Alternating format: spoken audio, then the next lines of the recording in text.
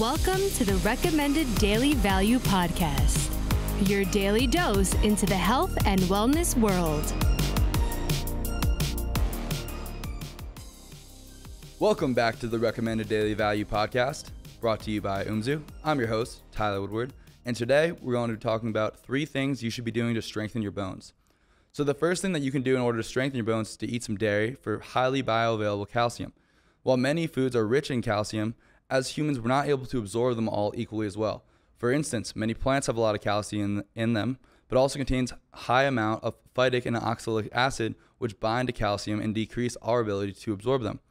Eating around 2,400 to 2,600 milligrams of calcium on a daily basis from dairy will pay dividends for your bone strength in the long run. Dairy is also a decent source of magnesium, potassium, and contains small amounts of boron, all of which are involved in maintaining your bone health.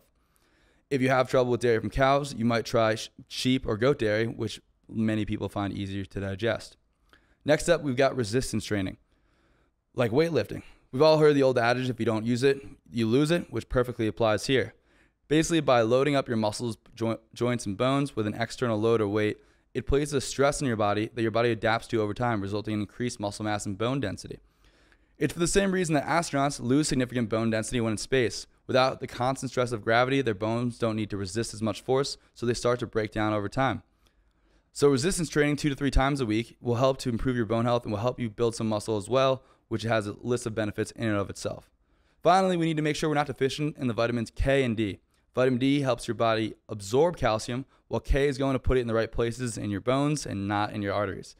These 2 nutrients are some of the more difficult ones to get in your diet unless you're getting a ton of sunlight for vitamin D and eating some organ meats for vitamin K too. So a supplemental version of them might be worth looking into.